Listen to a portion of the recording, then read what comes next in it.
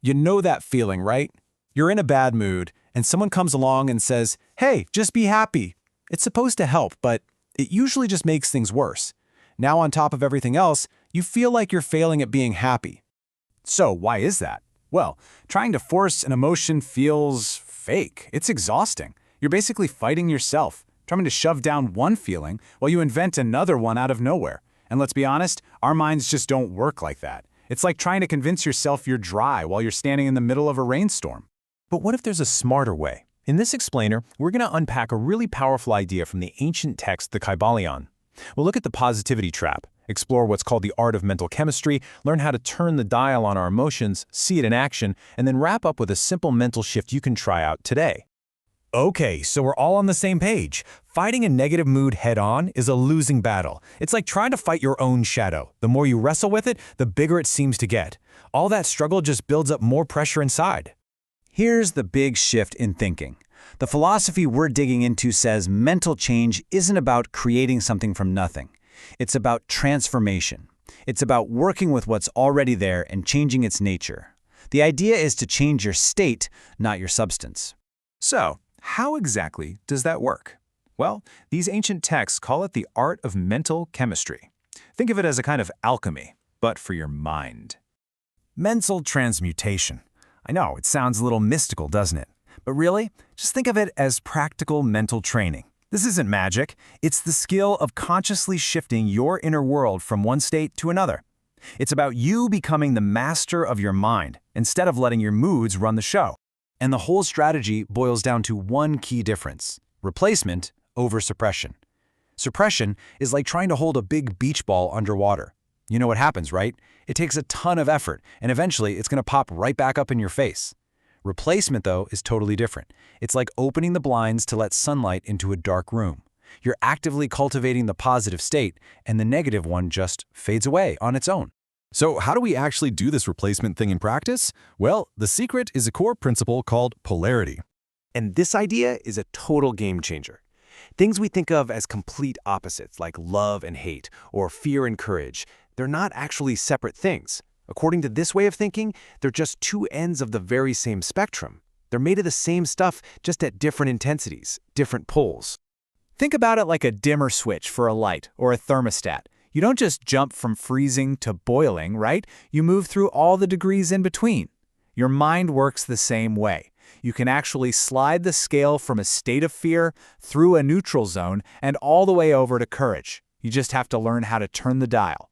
And the text itself puts it really plainly. It basically says, if you want to get rid of a feeling you don't like, don't fight it. Instead, use this principle of polarity and just focus all your concentration on the opposite feeling, the one you do want. It's all about where you put your attention. This is probably my favorite analogy in the whole book, because it makes it so incredibly clear. You can't shovel darkness out of a room. You can't sweep it or push it away. It's impossible. But the second you open the shutters and let in the light, the darkness is just gone. Concentrating on the positive pole is like opening those shutters. The negative state vanishes, not because you destroyed it, but because you made it irrelevant. Now, to actually do this, you need two mental tools. The first is your will. That's the conscious decision, the force that says, okay, I'm going to make a change. But will by itself isn't enough. You also need attention. Attention is the tool that directs all your mental energy to that opposite pole and keeps it there long enough for the shift to happen. Okay, that's the theory. But let's bring this down to earth. How does this actually work in real life, when you're just trying to get through your day? Okay, so imagine you're at work, you're stuck on a project, and you feel that wave of frustration building up. Instead of fighting it, you identify its opposite, that feeling of being in the zone, that flow state of focused problem solving. Then you deliberately shift your attention. You remember what it feels like to crack a tough problem, that sense of clarity and accomplishment. By holding your focus there, you literally start to slide the scale. Or how about this one? You're getting annoyed with someone you care about. That irritation is the negative pole. The positive pole could be empathy or appreciation. The transmutation happens when you make a conscious choice to stop replaying their annoying habit in your head. Instead, you focus your attention on a time they were kind, or a memory of them making you laugh, something you genuinely admire about them. And this is brilliant for building habits. You know that feeling of complete apathy about going to the gym? That's one pole. The opposite pole is that amazing, energized feeling you know you'll have when you're done.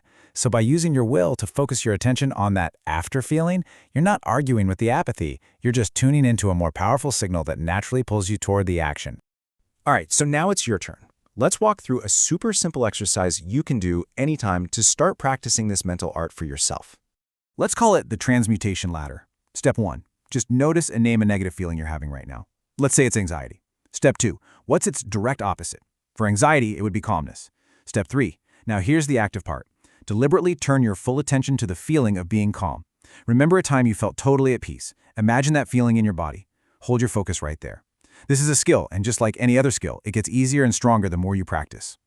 So, let's just quickly recap the big ideas. First, your mental states can be transformed, not just fought against.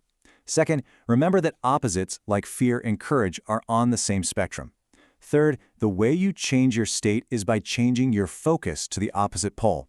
And finally, this is a real, practical mental skill you can actually get better at. It really is a kind of mental art.